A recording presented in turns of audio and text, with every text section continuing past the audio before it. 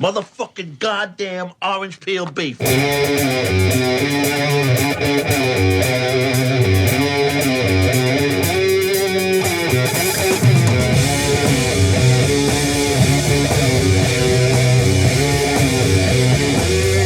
All right.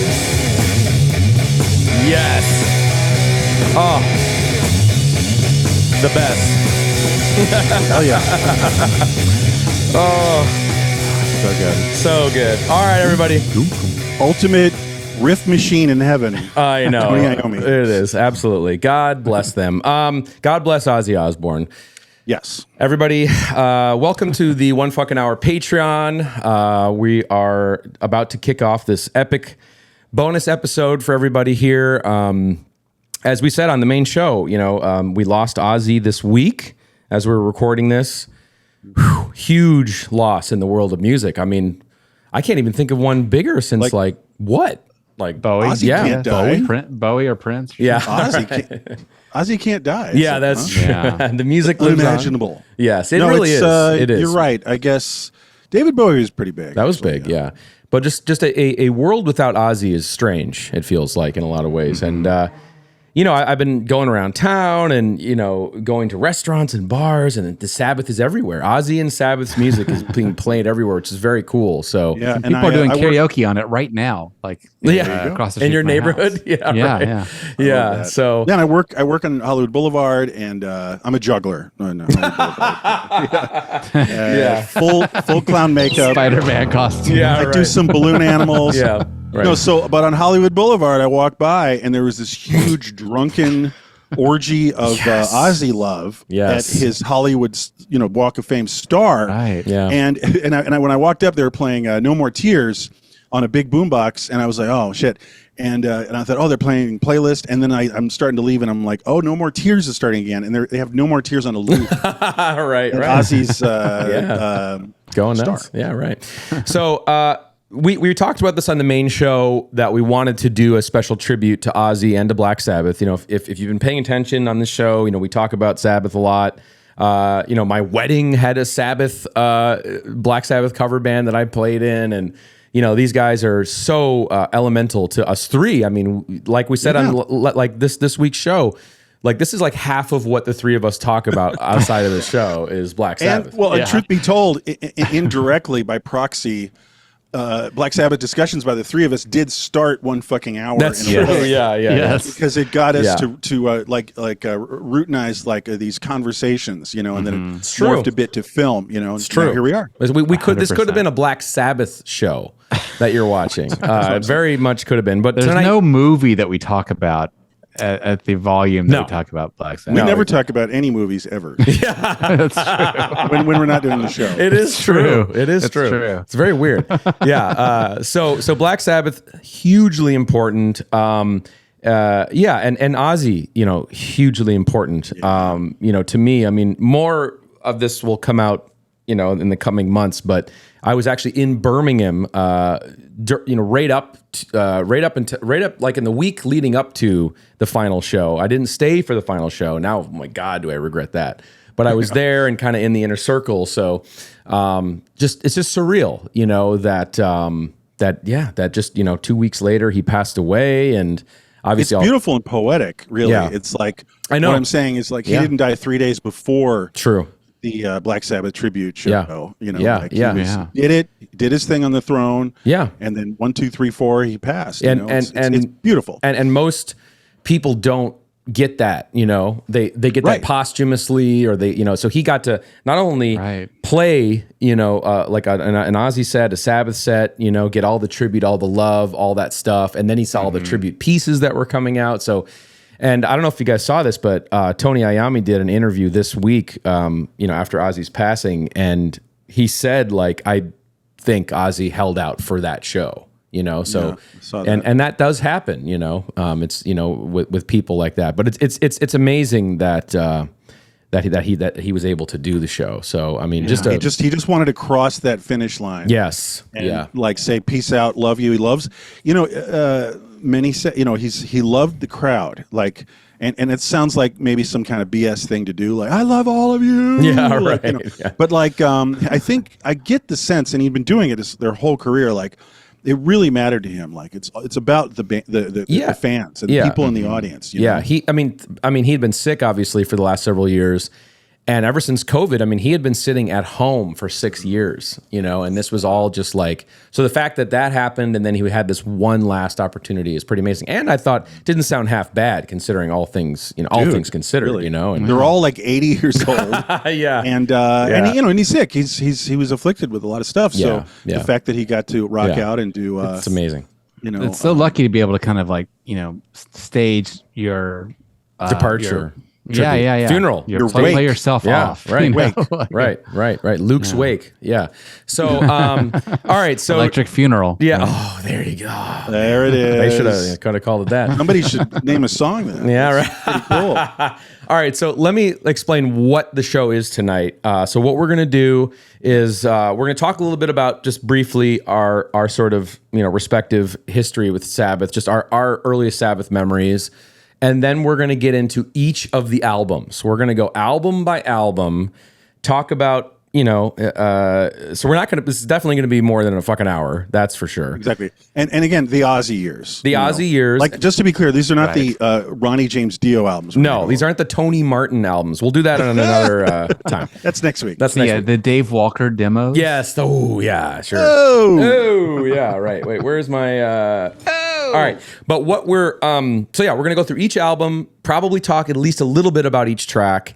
And then at the end of each respective album, we're going to kind of talk about our favorite track, what's our top track, and then what's our favorite kind of underappreciated deep cut track, which I think will be good. Yeah. So it can balance it out. Because sometimes the best track is the best known track sometimes. Right. But we do want to shine a light on tracks that maybe, because there's a lot of music, a lot of music, yeah. Maybe get lost in the shuffle here. Totally. So we're going to try to hit all of it. So that's from the self-titled debut to Never Say Die. That's what we're getting into tonight. So strap in, smoke a joint, let's get ready to rock on this. Yeah, right. Right, exactly. All right. So first let's start with earliest Black Sabbath memories. If Marcus, do you remember the first time that you heard Black Sabbath? Well, knowingly? Yes, and I also remember just Ozzy being a huge person when I was a kid because when I came online, he was notorious making the as a child. When I came online, became like sort of conscious of what was happening. He was in the news constantly for like peeing on the Alamo. Like I was growing up in Texas, went to a Christian school, and everyone was flipping out that he had just peed on the Alamo. Yeah. And so I was even aghast, as a kid. And then I heard that he bit the head off bats, and I was like, "Holy shit! Like being an adult is scary, Yeah. And Right. Yeah.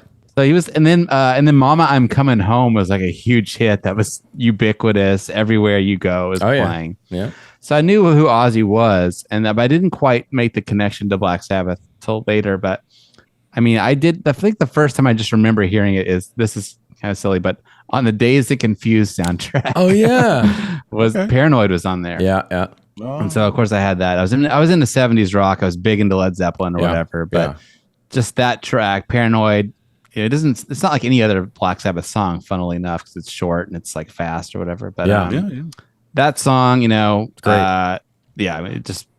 it blew me away. It's awesome. Yeah. So it reminded me of like another communication breakdown. It had like it does. It had pieces of Zeppelin in it. It does. It's so it kind of drew me in. Proto punk energy a little bit in that song. Yeah. So anyway, that was that's the first time I ever heard them, and then I got Paranoid as of the album, and then it was off to the races from there. So. Let's see it. Well, we're going to talk about it. We'll get to it, right? That's true. A little teaser. Oh, okay. Here we go. Okay. And there it is. So yeah. Anyway, Dazed and Confused. All right. Dazed and Confused. Thank you, Richard Linklater, again. Yes, he's your boy.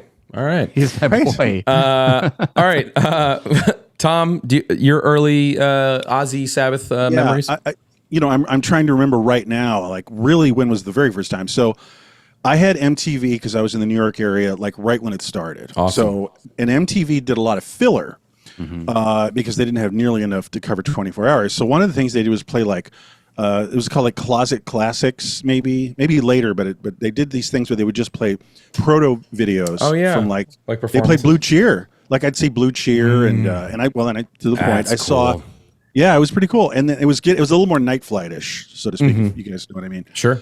Anyway, so they played Paranoid, the video from the band playing on the Beat Club. And of course, like Great. Mark's saying, like, holy shit, this song smokes. Yeah. And but the other thing is the video looked nuts because it has this like bald-headed mannequin background, psychedelic graphic, like mental ill graphic. Oh. And I was just like, because I'd heard the name, but I haven't heard them, and I was like, oh, okay, Black Sabbath is all that. You know what I mean? Like, Yeah. And we're off to the races. And then to cut to the point, cut to the chase. I was, into The Who, and I was into Led Zeppelin, and I was into the Beatles, of course, and the Rolling Stones. Yeah. But then we sold our soul for rock and roll. Oh. When I was like 12 or something, and it was the greatest hits album. Yeah. And it's amusingly, it really filled my need. Like it had just about all the killer tracks from at least the first two or three albums. And so I was like, okay, I'm satiated. I didn't have a lot of money, and this was a long time ago. And you had to methodically, like save up and buy each album. So Yeah. I didn't have Master of Reality for years. I didn't have the second album for years. But we were talking about this before. I was mythologicalizing Black Sabbath because I liked the songs on the compilation. We sold our soul for rock and roll. I loved it. It was the record I played the most back then. Yep. Easily. Yep. Huge fan. But I would read what the other albums had, the main albums had, and I would look at the titles, and I was like, okay, what exactly is going on with Rat Salad? Hit like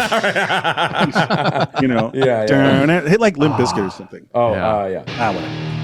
Sure. Yeah, so I was like, and the thing is, my mind was going crazy, and it was like, Rat Salad is like, that's the heavy stuff. Like, that's a rat salad. I was like, holy shit. I mean, the song isn't quite like that, Right. But and it is awesome, but it's like rat salad. And then another couple are, the thing was Embryo. Ooh. Yeah. Embryo's listed as one of the album tracks when I looked it up on Master Reality, and I went, oh, that's got to be the heaviest song. It's like it's an embryo. Yeah, right. Like what? Yeah. Like so those titles really. And yet it kind of sounds. I really remember that vividly. Yeah, I missed that era. And yet it kind of sounds a little like bar mitzvah-y, a little, Right. Kind of. Well, it was funny when I did finally hear Embryo. I was like, oh, this is Embryo. Okay. Because I had in my head like Embryo, Yeah. Oh man, I missed that era where your mind would make up because you wouldn't hear the song for like years, and then your mind would make it up. But it sounded like, and I always kind of miss. I was always a little disappointed, about what the song actually sound. Not Embryo specifically, but those imaginary songs. It's just pre-internet, like you had to run on imagination. Sure. And it was pretty fun. So anyway, that's cool. And then I got all the records and all the songs. I love all of it. I'm a huge fan. Not really a metal guy, but like. And they're not really a metal band in their own way. It's like they're a hard rock band. Very special. Yeah. Very special, and we're going to get into that. Fantastic. How and why. But just been a fan of, like most of my life. Been a huge fan. I mean, my entire teenage to adult life, I've been obsessed with Black Sabbath, and it's never left me. It's always been this thing I go back to, and I've heard these songs 800 million times, and I don't ever wear them out. And it's just that those four guys, man. I mean, there's not a weak link. There ain't any, those guys are firing on all cylinders all the time. Killer rhythm section. Yeah. And Tony is not of this earth. No, he's not. He like made a deal with the devil for all those riffs. He did. And Ozzy has the voice. He sounds incredible. This incredible, unique, singular voice that, is haunting and great melody, great sense of melody. They always said Ozzy was, like they would play the riff, and Ozzy, the first thing that would come out of his mouth was the finished melody, like he just had it. And and the fact that they got like groove, and they got like a funk to them, and they got some and the shuffle and the shuffle and Bill Ward, just with the jazz chops. That's so you have this dark kind of funky, fuzzy, druggy. It's just the coolest aesthetic possible for music, in my humble opinion.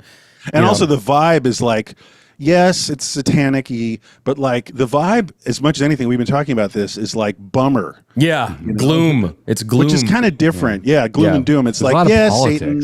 Yeah, it's true. Well, gloomy and doomy politics. But I'm just saying, like they read they were more expansive in their vibe than just like, oh, Satan band. Like, No. Yeah, and no. what I really respond to is they were the ultimate bummer band. Yeah. Like, Right. Like, is anyone even close? No, which is cool. And there's not a lot. There wasn't nearly a lot of that. There wasn't anything of that like that. You know, Yeah. How about that for a There's second? nothing like that. Right. Hey, can I get incredibly heavy bummer music? Yeah. There is one band. Yeah, There's right. one band, you know? Right. So So many bands tried, to do a Sabbath thing, and I love a lot of them. Countless. of Like course. later. You mean like later? But they, even in the, even a lot of stuff that we send each other, all the bonehead crunchers and things. Oh, yeah. But I mean, even like later in grunge era and stuff, which is also a huge thing as a kid for me. As grunge was happening, Melvins, Nirvana. You're right. And so everyone was fucking talking about Black Sabbath all the time. Kurt Cobain said Nirvana is simply Cheap Trick and Black Sabbath. Yeah, it's fucking fantastic. Or Danzig was like,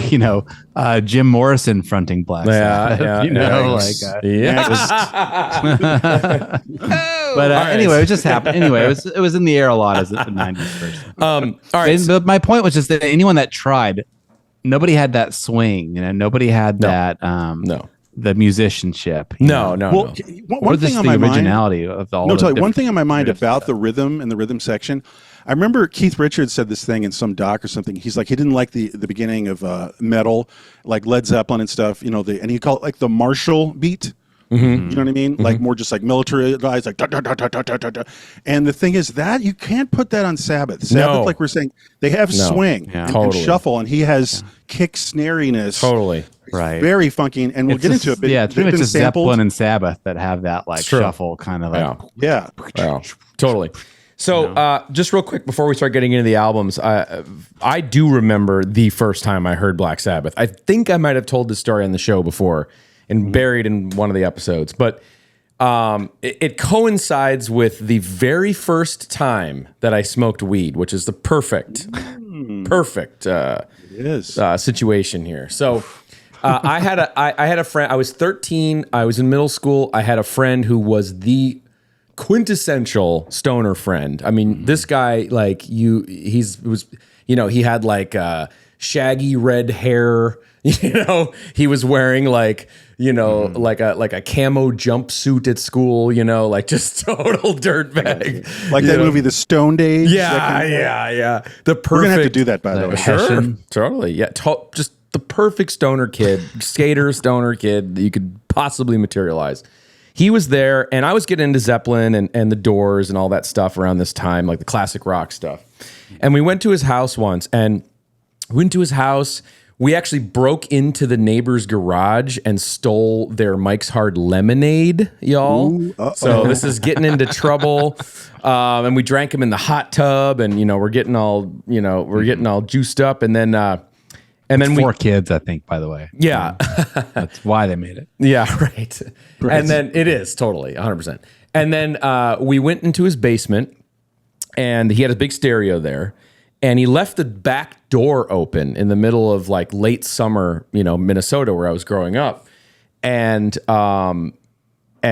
for whatever reason, 800 million mosquitoes came in. Oh, and we had smoked weed. We just smoked weed for the first time. And so it's starting to come on, and I'm feeling the haze and the munchies and like everything. And a swarm of mosquitoes are coming in as War Pigs is starting, guys. Oh my God. And I'm being eaten alive by mosquitoes and being stoned for the first time and listening to, I know. that mosquito sound in your ear. Yeah. Just like,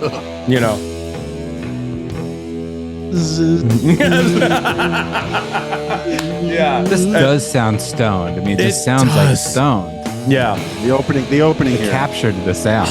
And that little tone there that he's doing, that little like 11th fret. Oh, and then it's incredible.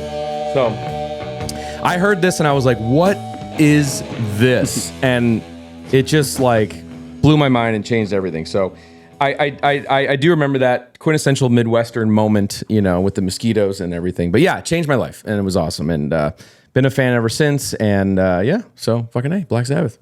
All right, should we get into this? Should we do this? Yeah. All right. Okay, so we're gonna kick it off. I mean, with Heaven and Hell. Ronnie James Dio. Comes no. in. All right. So Okay. I guess we'll start with the self-titled. Marcus, I'm gonna do mine first here. Okay. Here we go.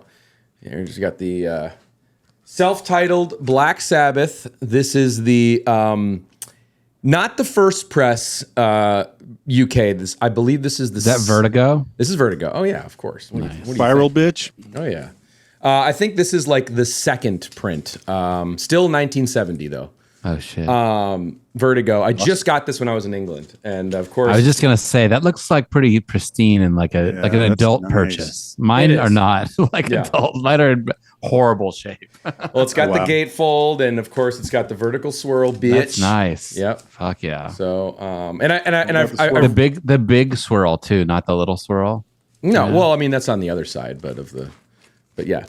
So all right, yeah. So Black Sabbath by Black Sabbath, and I mean, Well, how about just real quick on the album cover? sure. Very distinctive look. Like Marcus? It doesn't immediately read as metal.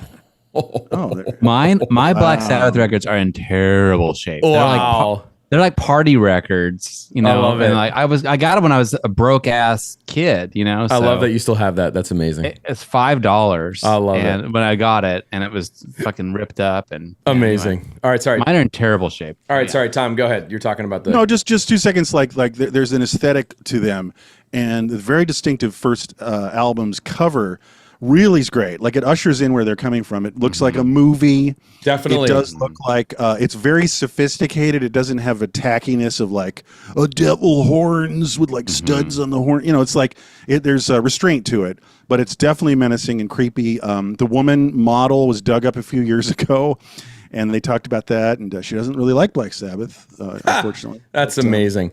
Well, I always put it thought on like, once. is that Ozzy? You know what I mean? Yeah. Like as a kid. Yeah, I thought, totally. Like, oh, that's Ozzy. Totally. Yeah, and I guess we should mention it. Like, the genesis of the band is, they were called Earth, for about a year and a half, Great name. which is another killer name. And so they were Earth, and they were playing a little more bluesy. Some of that material is out there. They're supposedly releasing more material of that, but they were doing that whole thing. And then, of course, the big eureka moment is when they were playing once and saying, "Oh, people pay money to go see horror films. Like, why don't we write scary music?" And that's kind of the real creative spark moment for Black Sabbath. And just like as you said, I mean, this really does feel very cinematic. This cover, Absolutely. and I believe it's It's it like Mike? Geezer, right? He was sort of into horror movies. Yeah. And Well, stuff. Geezer is a huge creative force. I mean, he wrote a lot of the lyrics, and he's kind of coming up with a lot of the aesthetic, in terms of what the songs are about and stuff. But I think this is Michael Keefe is the name of the photographer that took this. I was credited as just as Keef. Yeah, but he actually did most of he did a lot of Vertigo covers. So if you see like that album Coliseum, Affinity, those albums, he's done those, and they all have a similar just awesome. Coliseum looks a lot like that. It does. It's just great. First Sabbath. Great photo, and then the color treatment, of course, is just awesome. Yeah, It's fucking I like how killer. that like that whole scene was coming from somewhere very strong aesthetically. Yes. and they were valuing the look of it too. A lot. And Like, it that is- could just been. There's a it sort of wasn't just pissed infrared out, like- looking photograph almost. Like That's what it is, infrared. yeah. Yeah, and there's a consistency with the gatefold version. You just it opens up and it just resolves the landscape that she's in. If you can just expand the back. Oh yeah, the back. sorry, here, let me take the record. I'm just saying for what it's worth. Yeah. If you can, forget it. I got it. Hold on. Yeah, but I love that. That's like that's what I mean. That's a really cool choice. You know what I mean? To just like that is for like stoner zonk out. Like because when you open the gatefold, you can just like listen to the music and listen to the first song, which we'll get into right now, and just kind of like fall into that like chilly morning with some It's creepy fucking woman. awesome. All right, well, let's talk about. very cool vibes I mean, the song "Black Sabbath" by Black Sabbath on Black Sabbath on the album Black Sabbath. is yeah, I mean, obviously, what can it's the fucking track, I mean, it's the greatest announcement of a band. Like, here we are. Really? This is what we're all about. Yeah. It's crazy And how fully formed the concept is, like right out of the gate in the first album. The heaviness, the lyrics, the aesthetics, the sound, the distortion, like it's all there in the very first song, and the best part of Sabbath doesn't deviate too much from that, for the next whatever. Yeah, they were onto something right from jump. And just what I was thinking with the first song, okay, right, Black Sabbath, like what I love is that they proclaim themselves and they premiere themselves, and they're slow. It's like really slow. So and of slow. course, it's where doom metal literally specifically comes from. Yeah, right there. Like there's no, doubt or anything. But it just comes off like it's heavy but slow. And I guess the closest thing, and when some dorky critics would criticize this album, they would go, "Oh, great, Vanilla Fudge with horror movie." Yeah, I know. And it's like, even Vanilla Fudge, Right. like Vanilla Fudge could do like heavy, slow stuff, but like grindy, but like, no, to be so assured. And then to have this atmosphere, Yeah. Which I believe, is this right, guys? The producer just threw the bells. Yeah. And the band didn't know it. Though, Yes, right? yes. Okay. Yes, yeah. But it's a great touch. Such I a know great this touch. riff, they were like jamming, and the geezer was playing Holtz, that god of Mars, god of war. where it's Yeah. like, "Oh," and then he was playing that riff, and then the next day, Tony was trying to play that same riff again, but just messed it up, and so like, Wow. That's cool. And then, of course, what's Ozzy's contribution before they breaks open? Like, oh dear God, no!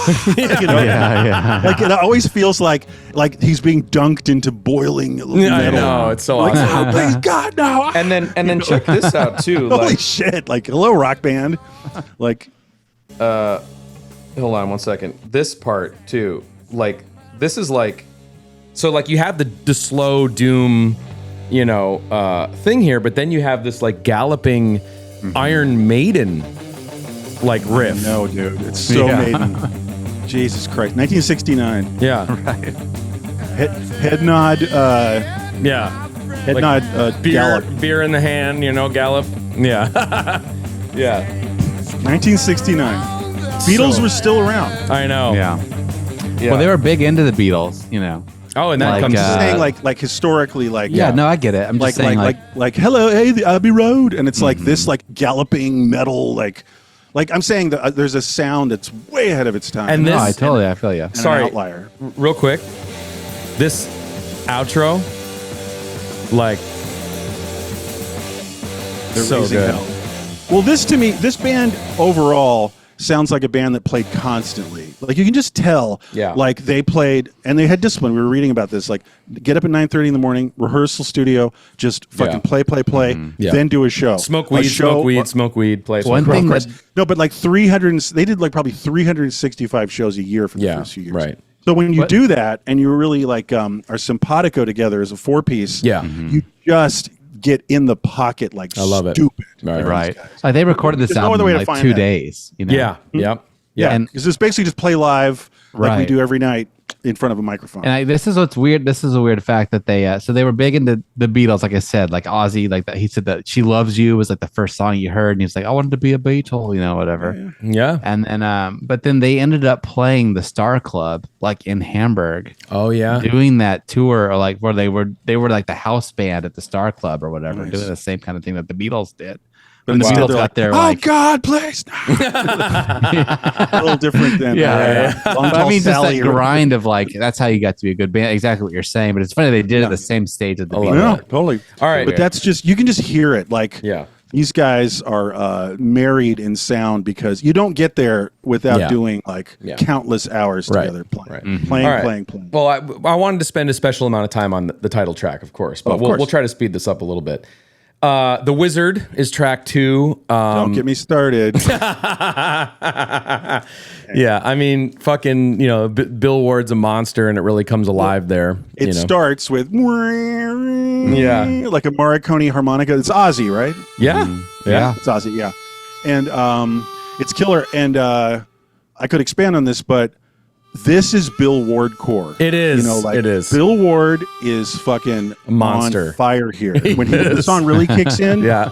with the main sort of Dome. yeah, for the verses or whatever. Yeah. You know, get you, and it's Phil's porn, drum fill porn. Get you, and he's like, sometimes he hits like a cowbell. Yeah. Dude, that's the best shit. That's Bill Ward is a monster. He is. But this is the best monster moment. It is. Yeah. That later in the song. Can Yeah. you jump in there a little? Right here. Yeah. Wait. Oh, here. Hold on. I'll get it for you. Nah, a little. I know. There's like- There it is. Hold right on. here. Yeah. There it is. There it was. It's killer, and it has a groove like we were saying. Yep. And there's a good melody. It's a killer song. And then Tony would just like hold it down like fuck. Boom. All you need is 2 chords, man. Exactly. And it was all nice here. This keeps walking. And it's about a wizard. Like, come on. Yeah. Oh. Why does anyone do anything? I know. This already happened. Like music is done. It's already been done. We don't need Like, more they did music. It all. They did it. Don't even bother. Don't like, even the wizard bother. exists. Yes. Okay. So I love anytime they go do an overt blues thing like that too. It's kind of like, oh yeah, that's where this comes from. Yeah. Like they are so transformative. Yeah. Otherwise, you know. yeah. All right. So Wizard. I mean Killer. Then it goes right. This album is fucking phenomenal. Oh, I know. Yeah. It was this. Wow. Okay. Next is Behind the Wall Asleep. Okay, don't get me started again. Sorry, the correct title is Wasp Behind the Wall of Sleep, Yeah. basically, and that'd be. Yeah, so Right. we do need to discuss that. What's going to come up a lot is the idea of some of the songs. Well, and this one in particular is maybe the weirdest of all because you have Wasp, which is I'm guessing just the intro to this song. I think it's Yeah.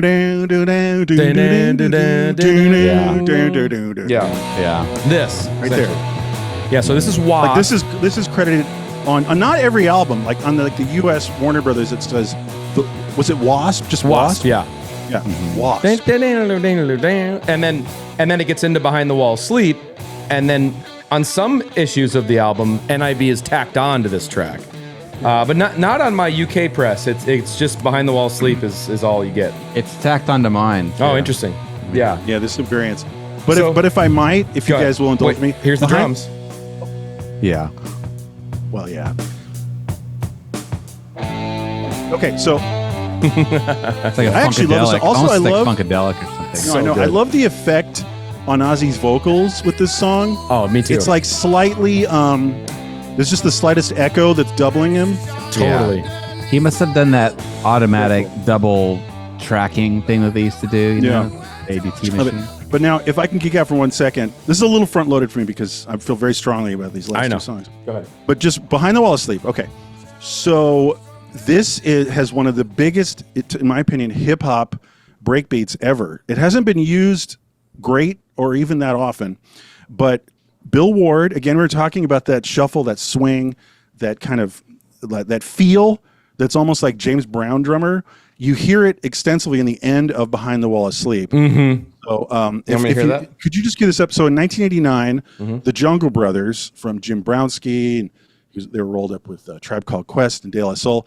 Jungle Brothers on a deep cut buried in one of their second album is the best use of Here we go. Black Sabbath drums for hip hop. You just want to hear this, right?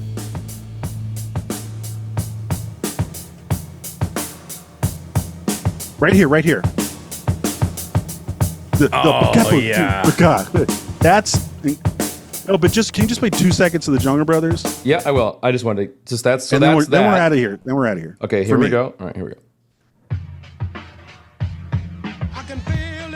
That's awesome. 1989.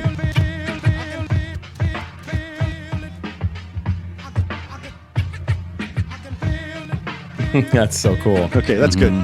But yeah, and it really underused and only handled decently on this song. You know, It's good. That's cool.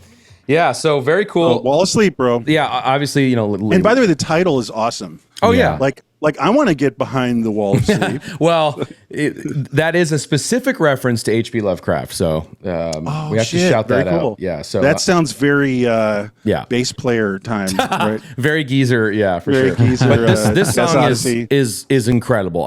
I love this song. Wall of Sleep's very special. Yeah, very special. Don't Now, sleep on it. Probably by today's standards, one of the biggest song on here is NIB. Yeah. You know, which is a Oh hit. yeah. Yeah. Oh yeah. Nib. Nib. Yeah, I mean that, What is it? Because Bill's beard looked like the tip of a pen. I know that's the best. Okay. That was the first time I heard that. I listen. When I was a kid, I had the Black Sabbath reunion DVD that was like from the late '90s, and Ooh, sick. if you watch that, there's great interstitial moments of the band just talking about, like in conversation, talking about the history of the band, and they told that story. And it was like, we were fucking stoned one night, and I looked at Bill Ward, and you know, he had the beard like this, and he looked like a pen nib. And I, and so and I got it. Let's all call the song Nib, but make it an acronym and not just the word Nib. Yeah, I know. Okay, guys. Okay. I know. But no, I mean, And you people know. thought it was Nativity in Black. Right. By the way, That was for it many was years. rebranded as such, I think, at some point. But no, great song. Obviously, Yeah. Ozzy shines vocally on that song. The bass line opening. Oh yeah. Geezer nails it in the beginning. They just did it in their last Like show. wah did. wah bass. Yeah. Right? They played a Nib at their last concert. They did. Yeah. And yeah, Ozzy's vocals are amazing. Your love for me is just kind of like Killer. Middle Right. Eastern vibe. I guess he would just he would just go up and just kind of sing nonsense right into the vocals. Yeah, he and had then, the like, melody, and then yeah. Geezer would go and like write the lyrics a lot of times. Yeah. Sometimes Ozzy would too. But Yeah. Yeah. that's pretty. And he has and just kind of have a feeling for it. You know. That's Well, he fucking amazing. He does that too a lot. Like with this song and with Iron Man, he follows the riff. You know, he's essentially singing the riff too, which is great. You know, it works really well. But other times he diverts from it and obviously does his signature thing. So yeah, so NIB, not much needs to be said. You know, it's one of the big standout tracks everyone knows from this album. Yeah. Now we get to side two. That was side one. Side two opens with probably a song that they wish they could erase from their discography. But it is a cover. Evil. It's actually listed here on my copy as "Evil Woman, Don't Play Your Games with Me." Is what I was. Yeah, listed. I see that listed that way. Yeah, so I like Evil Woman, by the way. Yeah, sure. Yeah, like because one time I had it on my playlist shuffle, and like I wasn't expecting it, and I was like, "What the hell is this?" 'Cause I didn't think it's Black Sabbath, you know. Like, Yeah. and it's actually cool. It's it probably was them, or it's probably their label, like Make a Pop single or something, because it was a single, right? Yeah. Oh yeah. This was. Yeah. I think it was the single from the album. Evil Woman, don't Play your games with me. And when it's a cover of who? It's shockingly a cover of a band from Minnesota. Okay. Yes, it is this cover of a band called Crow from Minneapolis. Crow. It's like biker rock. Yes, yeah, and it's like contemporaries of my dad's garage band, which is just crazy. But yeah, so that somehow made its way into Sabbath land. I like it. I'll Sure. defend Evil Woman. It's fun. Dude, Bloody Sabbath plays Evil Woman, dude. So Sick. when Respect. you're looking for that. Okay. Second track on side two. Fucking awesome. Oh, you know what? Hold on a second here. The Gatefold doesn't have it doesn't have fucking Wicked World. You know, what's weird is mine doesn't have Evil Woman on it. That's weird. Yeah, They fucked around with UK these. US releases, Yeah. different ones had Oh. they bounced those around. Yeah. Yeah, that's interesting. That's weird. I think. Oh, wow, that is weird. Okay, so let's talk about Wicked World. I mean, fucking fantastic song. Just that kind of like that kind of show tunes bluesy, beginning that it has. It's kind of fun, jazzy intro, of course. And then just killer groove. Down, down, bow, down, down, down, down, ba, dum, boom, bow. Great vocals by Ozzy on it. Fucking awesome song. Wicked World is fantastic. Geezer's bass has that like wood, kind of really woody tone. You can hear the fretboard and stuff. And Yeah. Oh yeah, it's great. God, yeah, he rules too.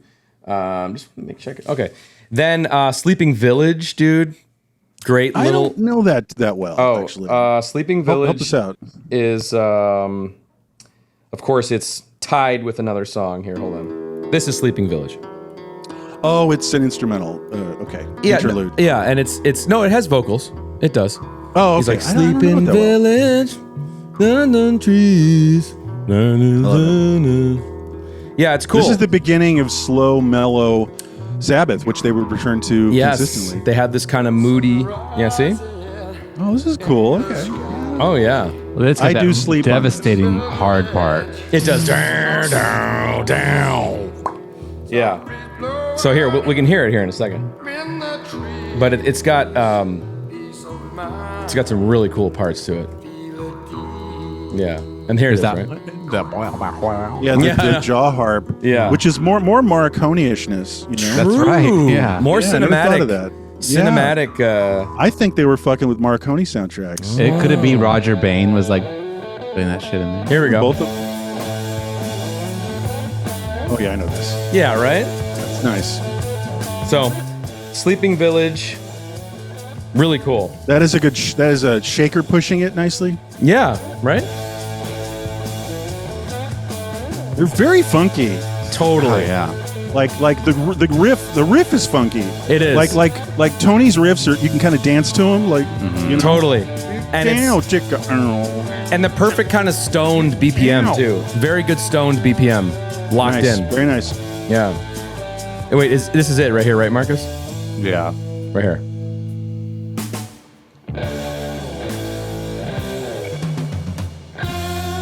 Oh yeah. Yeah. All right, So- everybody, get ready for 1970s. Yeah. I know. So yeah, Sleeping Village. This is like February 70. you Yeah, know? it's crazy. right at the Yeah, beginning. right at the beginning. So okay, so you got that, and then of course it ends with the very long warning song / a bit of finger. More of that Yeah, but tomfoolery with the That's a like, little. extra That's titles. probably the most Earth-like song on the record. Well, it's funny because it's a cover too, actually. Is it really? Warning? Isn't that weird? It is. Yeah, check it out. There's a band called the Ainsley Dunbar Retaliation. Oh, right. Wow. They do warning. Wow. And it's the same Right. fucking song. Cool. And it's so weird. Yeah, Ainsley Dunbar, who was in, the Zappa's band and Mothers like, of yeah, Invention. Good Motels, and he was in Journey. Wow. Wow. Oh shit! Yeah. You did the Howard the Duck soundtrack later in the 80s. All right. All right. So that's Black Sabbath. Let's quickly go around. Couldn't be cooler. Couldn't be cooler. Marcus, what's your favorite track first, and then your like deep cut don't miss? Well, God, I mean, the best NIB is probably my favorite, but then Warning is Nice. really dope. I just love that really slow, like doon doon ding. It almost sounds like Helmet or the Melvins to me or something. It puts me in touch with that grunge. Teenage years. Yeah. Okay. Or no, it's dum dum. I can't remember how it goes off the top of my head. Anyway, Doon doon doon doon doon doon doon. that's Wicked World. Oh wait, it goes. Whoop. Yeah, I know. We're all. Wicked It goes Warning. doon doon doon doon doon. There you go. That's it. Okay, that sounds familiar. Okay. Okay. Tom, what's your top? Your favorite well, first? Let me just check my my iPod Nano Oh first. my Yeah, God. I want to check my iPod Nano. I just bought this. I'm kidding. Oh my God. And I'm going to look up how often, like, what song do I play the most? off this Oh album? my God. On my Nano. And, Bill Maher. Yeah, Bill Maher knows what I'm talking about. How could I live without my iPod Nano telling me how I listen to music? Yeah. Oh Enough my. of How that many songs bullshit. start with the letter I? Yeah. Okay, so real quick, you guys can tell the way I was reacting. The Wizard is a monster. Yeah. it's for the it's all Bill Ward. It's Bill Ward core. Yeah. I can never get enough of him going fucking off on every fill. Looks like he's relishing to hit those fills. Yes. Every turnaround, like. So the Wizard, Yeah. top shelf, Yeah. favorite, and then deep cut. Don't sleep on it. Ironically, is Behind the Wall of Sleep. Like I was saying, yes, there's the hip hop. There's the hip hop beat, but it's also just like a cool song. Yeah. Like Great the song. and the opening part. Wasp, like it has a nice moment where you get to delve into the bass playing. Like Totally. Geezer's got a nice like doon doon doon doon doon doon doon doon. Yeah. Yeah. Yeah. So yeah, Don't Sleep Nice. on Behind the Wall. Okay. Mine, for my favorite track on the album, I'm glad we all picked something different. Mine is Black Sabbath. I mean, I'm sorry it's a monster. It's everything. I just love the atmosphere of the song, how heavy it is, doomy, the riff, of course the outro, all that shit. It's incredible. And then I'm gonna go with you, Tom, for my Don't Sleep on It. Don't sleep on Behind the Wall Sleep. I love that song.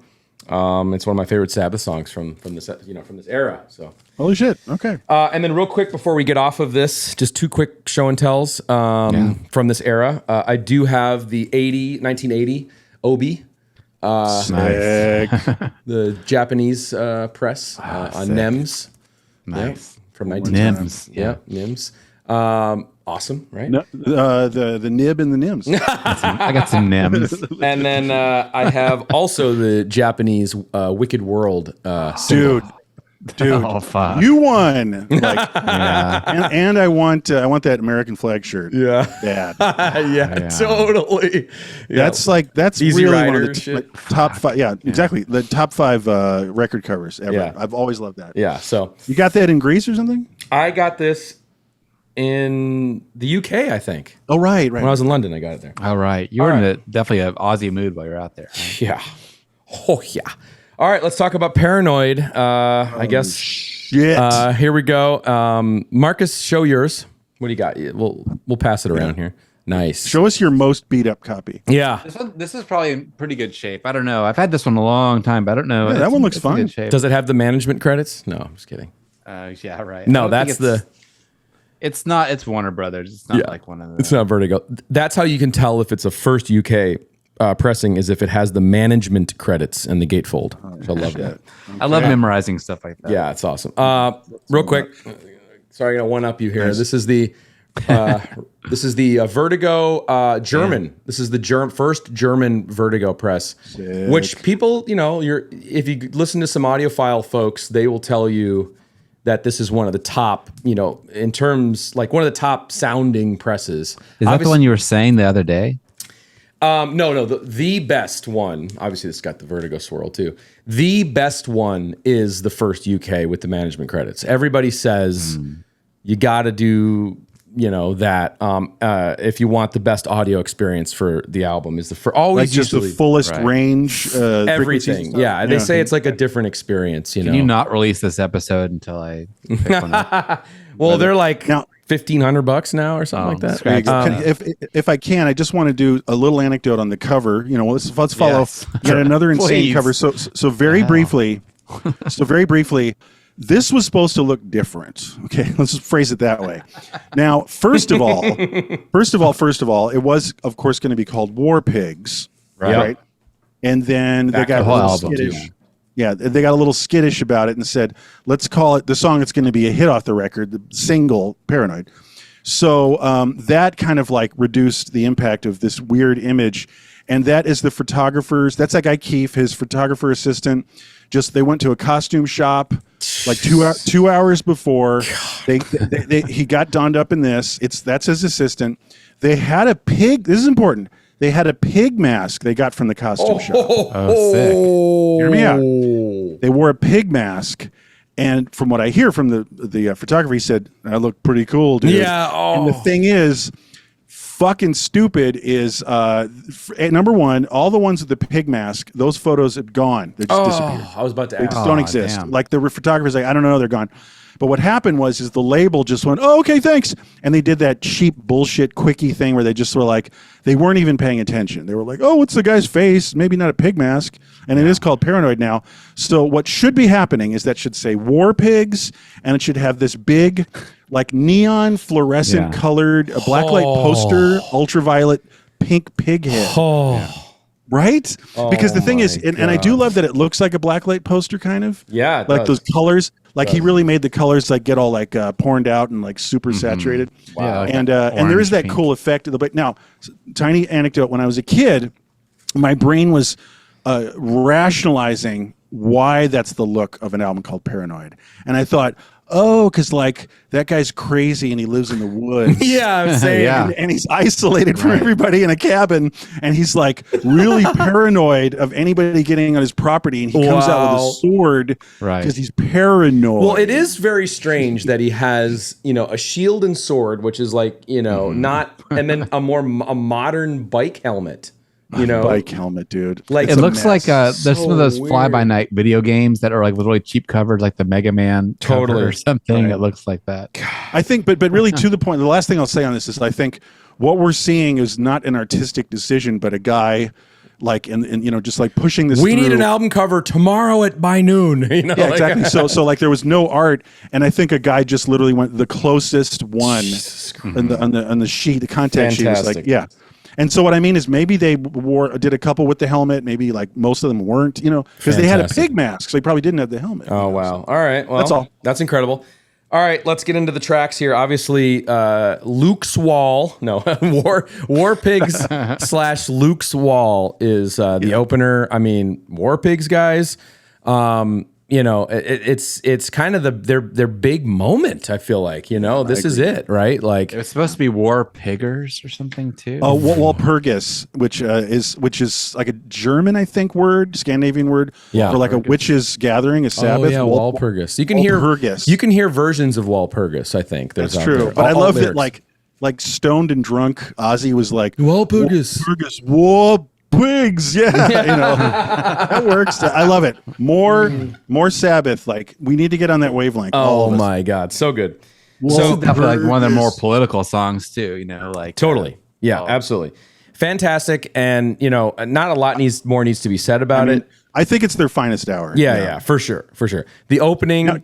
More doom, more doom metal being on display there, and then of course just the epic, what I guess is Luke's Wall part of the song is so fucking like this triumphant. I'll play it. Put it epic. Yeah. Let's fucking do it. No. I think it's down. Okay. Hold on. All right, whatever. Yeah. But one thing I want to shout out is that this is another impression I had of this band when I was a kid. Sorry.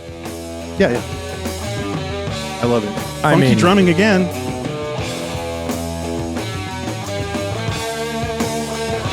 It's so epic. It's like, you know what it sounds like to me? Okay, everybody, it's the end of the world. Yeah, I know. And the human race has got 3 minutes to go. Yeah. We kind of fucked up. Goodbye. But here's what I want to say. Is when I was a kid, this band was coded as like the most fucked up band ever because they did those little things. And this is a good example on this album, on this song. How do they end this song? Oh, my God. Yeah. It's like when I was a kid, I was like, so these guys are like, it's like LSD freak out, like almost like Zappa. Let's listen. Yeah.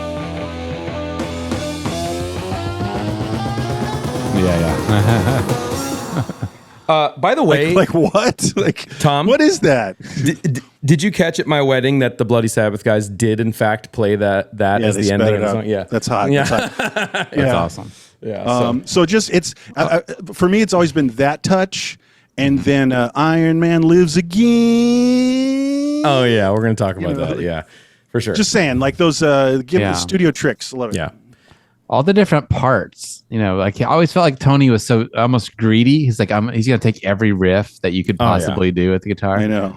Every riff's on fire in this whole fucking album. Yeah. They said that like what part of that was like that was the Beatles influence, like Abbey all Road? the different like all the different parts the Beatles would do to songs. And, I could see that. Yeah. That was like partly like the side 2 of like Abbey Road. Yeah. That was part of like what was going on for them. Or that could also be like the different sections of the songs, like the Golden Slumbers and all that stuff. That's what I'm saying. The side 2 medley and also and I guess A Day in the Life. Yeah. Right. A Day in the Life. Yeah. I guess they would jam, and like try to come up with a funky part and then like just like stop playing that, come up with something else, transition, and then just try to mush them all together. Yeah. And it works. It's so fucking good. Love it. All right. Especially War Pigs. That one's a everything Monster. gels really beautifully. Monster. It does really work really well. The funky part, and the exactly. it's great. The opening. Yeah. All right. Paranoid track 2. I mean, we did already kind of talk about it. Like, awesome. Obviously this is their big single. It's, a heavy chunker, kind of an afterthought. They need one more track. They had a hit song. They had a hit song. An easy listening kind of like a brass band, the James Last group in Germany. They did a cover, for Christ's sake. There's The Hound of the Baskervilles, which was a pop song. Yeah. By a brother, like a boy and girl duo. Like this was covered like all around the world for years. It's like a number one hit. Yeah. This was a legit hit song. Yeah, yeah. So Paranoid, amazing, nice chunker, and then then you got fucking Planet Caravan, which very cool, beautiful. I mean, again, showing off Ozzy so well in this track. With the effect that's on his voice. Leslie. I think his Leslie voice going through a speaker. Leslie. Yeah, so beautiful. And Tony's, guitar noodling at the end is awesome too. Jazzy and it's more like blacklight poster vibes. Totally. Like you could just see staring at planets, the blacklight poster vibe, look of it. That kind of aesthetic, like stoned outer spaciness. And the thing that I like, this is unique in a way because otherwise their quote unquote slow songs, they don't have this stoned feel. Like there's going through changes and stuff. In these other interludes, Embryo. But like this is like it's long too. It's a space stoner jam, and it is, Marcus, you said before, it's a kind of funkadelic. Yeah. Like I don't think directly. I don't know if there's a direct influence. No. But just of the time, it's this Totally. time to smoke a doobie and like sit back. Yeah. Yeah. Planet Caravan's killer. Then of course, Killer. Another one of their iconic, most memorable songs, of course, Iron Man. Which one of the great openings, one of the best openings. I mean, obviously, Tony using, the top string, beyond the neck, up into the head for that effect is incredible. Yeah. The 4 on the floor beat, and then but then the voice coming in. Yeah, is that going through a pedal, guys? What is that? Do we know what that is? Yeah, I don't know. Oh, we don't know. Let's hear it though. I want to hear it. Let's hear right it. See if now. we can figure it out. And the It's doubling. like double so track good. too, right? Yeah. Like what is So cool. Oh my god. Yeah, and I know, and the bass drum keeping time. Yeah. Great. It's like time to die. Yeah. And then the killer riff, which is everybody and their grandma knows this I know. riff. Yeah, it's like a smoke on the water level kind of riff. Yeah. It's funny, like But you were saying something. Are you about to say this now? I'm going to say it right now. Yeah, thanks. So I was actually playing along with this. This is what my life is now. I work till about noon, right, and then I get lunch, and then I come back and I turn on my guitar and I turn on YouTube and I turn on the backing tracks that you can get without the guitar, and I just play the Black Sabbath songs for like 45 minutes and then get back to work. Sick. And it's great. Every day, that's what I do. And today I was playing along with Iron Man because I hadn't really in a long time, So Not I'm since like, you were like learning the guitar. yeah, yeah. And I'm just looking at the. We all take it for granted somewhat. That's what I'm saying. Yeah. That's what I'm saying. So I'm looking up the tabs or whatever, and I'm playing it. Obviously, I know the main riff and the verse riff because they're one and the same. And then, but the other riffs, okay, in the song, I know. which, okay, hold on. We're coming. So you got the verse riff. Oh yeah, here, this riff. Yeah, it's great.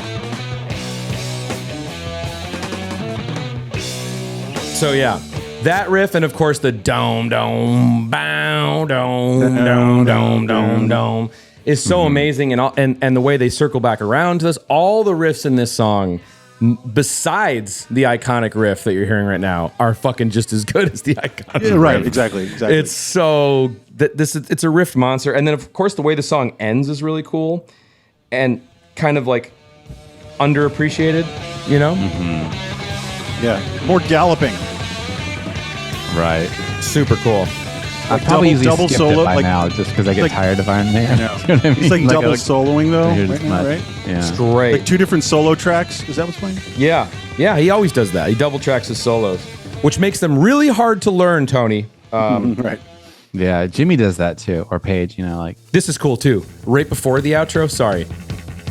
This comes back to the beginning, That's Iron Maiden. and then, oh yeah, it is. And then, yeah, Oh yeah, this part is smoking. yeah. Like reprising the opening with the big gallop behind it. What was their deal? They were on a lot of drugs. yes. I mean, I don't want to like underestimate Dude, or understate that. More fucking Luke Swall shit right here. Like, Luke's Wall. They get Luke Swall right here. Luke Wall out. Yeah. Dude, Luke's Wall would be a good name for a. I know, cover. right? I'm sure Someone's done that. So Iron Man, I think it's wall. like time to go back and jam out Iron Man, dude. Oh, last thing about Iron Man I want to say really quickly is shout out to any of my wrestling fanatics out there.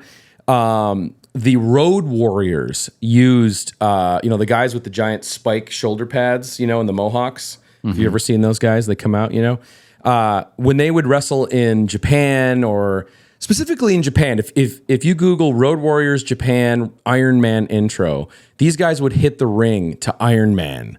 And it's just like you see the crowd, like the seas part of people running back from these guys because Iron Man is the perfect visual for those guys. And it's one of my favorite usages of that song. Dick. All right, then we got another Was it? Wait. Was it? Is it about the? I mean, I never really the comic and the song. Like, did they come out? No it's connection. unrelated. Oh well, no. I mean, Iron Man, the character would have been before this, yes. Yeah. But no, I mean, again, from the Black Sabbath reunion DVD, the pen nib equivalent here is Okay, great. allegedly Tony played the riff, right, and then Ozzy was like, "It just sounds like a big iron bloke," and that's. There's the genesis of Iron Man. So, you go. and Geezer went off and wrote the story and the whole thing. But it is comic booky in a lot of ways. But Oh, for sure. Yeah, It's like science a little fiction. story. Comic. great. Yeah. Right. Great. Well, it feels like H.G. Wells or something. Like they made this big mechanical man, and it turns on him. Yeah. The villagers. Totally. And then Right. planning his vengeance. Yeah. Okay. Then we're getting to side 2. And fuck. That was just side 1. That's side 1.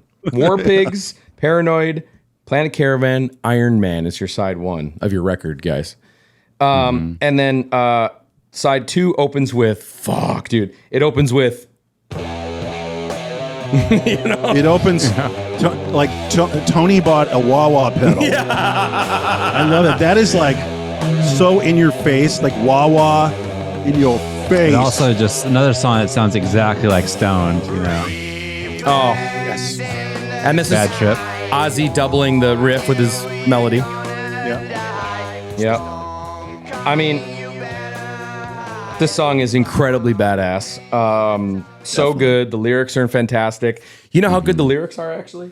The lyrics of Electric Funeral are so good that I stole them, okay?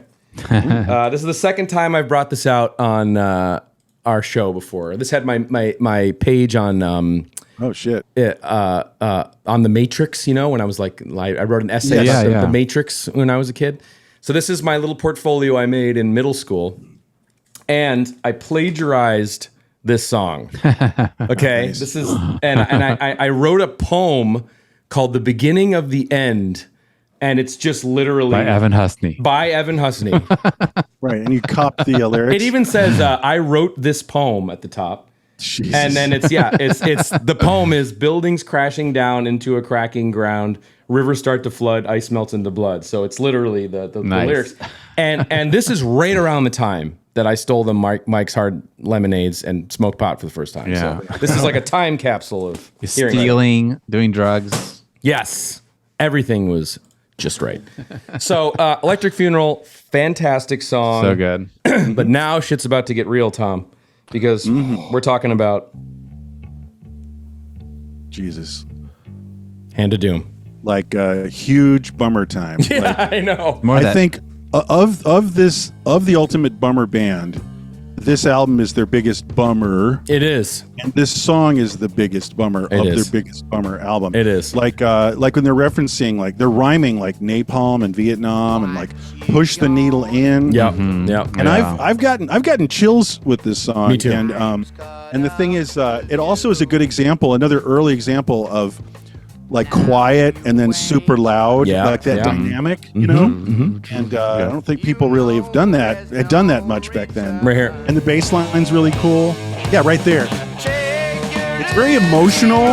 It is. You know? Like, and he's like, "Now you're gonna die." It's like, holy shit, dude. Now you're gonna die. Like, I can only imagine somebody not doing so great, like in 1971. Like a 20-year-old drug addict, like listening to this, like going like, this is bad, bro. I don't feel so good. I know. You know, like, this is not happy music. Yeah, it's and I want to actually give a shout out to the Black Sabbath cover band. Yeah. Because they reignited my interest in this song. Oh, good. Because I hadn't heard it. I hadn't heard it in years, and they played it, and it was an obscure track for me, and I was like, this is like the best shit ever. It is. You know? It is. And they, for those listening, they played that song at my wedding. The cover band we keep talking about. Fantastic job. So yeah, Hand of Doom, amazing. It is definitely the combat shock of Black Sabbath tracks. Chilling. Very chilling. Right. Incredible. It's amazing. Then Tom's favorite, Rat Salad, is next. Of course. That's the heaviest shit I've ever. This is the Moby Dick of. Pretty much, yeah. Of I think, yeah. Was that out at this time? No, it wasn't, right? Oh God, Marcus? No, it would have been out. Led Yeah, it was Zeppelin 2 is 69. just happening. Yeah, 69, okay. Like by a year. Yeah. What's not to Well, there was love? also that like great title. What is that? Fresh Garbage or something? What's that? Oh fuck! Spirit had that like kind of like instrumental drum track. Oh, Well, we all know and love Spirits. of course. I knew They you were were like gonna say big back then, though. yeah. No, but great title. And I guess you're right. It is a shout out to his drum solo, which was a ubiquitous thing. Yep. When you saw Sabbath, Yep. they gave the drummer some. Yep. And, that's our boy, Bill, That's our back boy, there in the our kit. boy Bill. Yeah. So that's the instrumental kind of Moby Dickish song, and then we end the record with Jack the Stripper / Right. Fairies Wear Boots. Right. Yeah. Well, put it on. Put Yeah. on Jack the Stripper. Yeah. And I love this. oh, with it's fantastic. Is it like harmonics with delay? The It's like harmonics? palm muted. Yeah, it's No, palm- no, I mean arpeggios. like not harmonics, but like harmonics, like tapping the string. No. No, that I think it's first part. palm muted like arpeggios with Muted. it's like some sort of space echo type thing on it. Yeah. Gotcha. And this But maybe is not super the space funky. echo yet though. Super funky. Listen to is this part. Echoplex, right? Those like jazzy octave chords. Tony was a jazz player. Yeah. Or he is. Right. I love You this know- song. And by the way, another great title. This is like this drums right here. Yeah. That part. But I was gonna say another great title, right? Yeah. So good. One of the best. I wouldn't. titles. When I was a kid, I was like, I took it literally, and I wasn't thinking like this is about Ozzy getting in a fight with skinheads. You know? Yeah, Exactly. I know. that is it, right? Yeah. Because they wore boots and they were beating them up. But they're fairies. They're fairies. This song, awesome. One thing we didn't mention too is like, why they have these tracks with multiple song titles in them, like War Pigs, Luke's Wall, Jack Stripper, Fairies Wear Boots. My understanding is that it was a publishing sort of thing where if they had 10 songs on the album, that evened out because I think they shared the publishing between the four of them or something. So the math worked out better if they made it into 10 different tracks. So I think so if you add it all up, it does make it even with, because there's only 8 songs on the album. But It is 10 if you include Yes, Luke's that's Wall and Luke's fucking wall. Jack the Stripper. Yeah, exactly. So that's, I think, why they did that. But yeah, Paranoid, fantastic. Well, one thing I about think it's the, their best let me talk album. about- It's my hold favorite on, album. about the jazz playing and Tony's jazz playing. Like okay, so a lot of people know that he got his fingers. He worked at a factory, got his fingers machined off, Yeah. right? Oh yeah. And then he said that the guy that owned the factory gave him, like the factory manager or something, gave him a Django Reinhardt record and was like, "You should listen to this." And he was like, "I don't want to listen to it or whatever." And he's like, "No, check it out." Wait, what's And your so he Tony listened- impression? Do it again. I don't want to listen to it today. Whatever. I love it. I don't want to listen to that. Whatever. I Listen don't to care. that. He Not seems like today. a very kind, polite guy, but Totally. Yeah. he was soft spoken. But he listened to it, he loved it, and he went back, and the manager told him that Django Reinhardt was like missing, that he had had an accident. Yeah. And he only had 2 working fingers, but he played guitar. So he said that Tony said that really inspired him to to go back to guitar because he kind of thought his career was over. Yeah. And then he got the metal fingertips, right? To The rubber tips, yeah. Are they rubber or are they Yeah, metal? they're rubber. No, rubber. And rubber. And then the other thing is like just those octave chords that he's playing. Yeah. Those are very I think Django-y. Yeah. They are, and I think it's also because he has like the finger, he has the pinky and the pointer, right?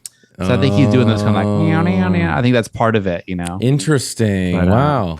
But yeah, the jazz stuff, he was into like Django. It and also Joe is Pass and this stuff. Marcus. It's also this Marcus. That's All right. right, the devil. Devil horns. All right. It is funny that they do the jazz thing though, because like no other Not really. stoner like Jazz Odyssey. metal band No. does the jazz. flourish. No. Sleep is Spinal Tap. definitely sleep is not doing the jazz stuff. All right. Right. Paranoid. Right, Quickly, exactly. Marcus, your favorite song, your favorite deep cut, if there is one on this record. I don't know. Fairies Wear Boots. Favorite? I don't know. Yeah, and Hand of Doom. I don't know. Oh yeah. Great picks. Tom, yours? I think War Pigs is their best song. Yeah. So that's the Yeah. tops of this album Yeah. of many great songs. And you know what I was saying before, Hand of Doom is very special, gives me chills. Fantastic. It's like I said, of the Ultimate Bummer band, their Ultimate Bummer album, it's their Ultimate Bummer song. If you mostly know the album is Iron Man, the Paranoid album, give Hand of Doom a moment. It's an experience. Totally. 100% agree. And I'm going to double down on your picks. War Pigs is my favorite track on the album. I think it's, again, their best work. And then Hand of Doom is my deep cut pick. And real quick, before we move on to the next album, just quick, couple little show and tells. Anybody listening that doesn't want to drop a lot of money on a copy of Paranoid to have a great audio experience, this is the next best thing, which you should all get. This is the Rhino High Fidelity pressing that came out, I think, last year on Paranoid. Oh. And then you can get weird. this for like $60. And it's, chunky vinyl, but it sounds fantastic. The people that work on these Rhino High Fidelity, they also did the self-titled album as well. And they sound fantastic. And I actually put it on the other day. I was like, cleaning around the house, put it on, cranked it. And like, just you can hear so much more in this than you can on like Apple Music, Spotify. Yeah. Like the fucking drums and the bass really come through on this. Wow. So you should really, really, really consider getting this Rhino Hi-Fi, which is cool too because it also has, of course, the gatefold.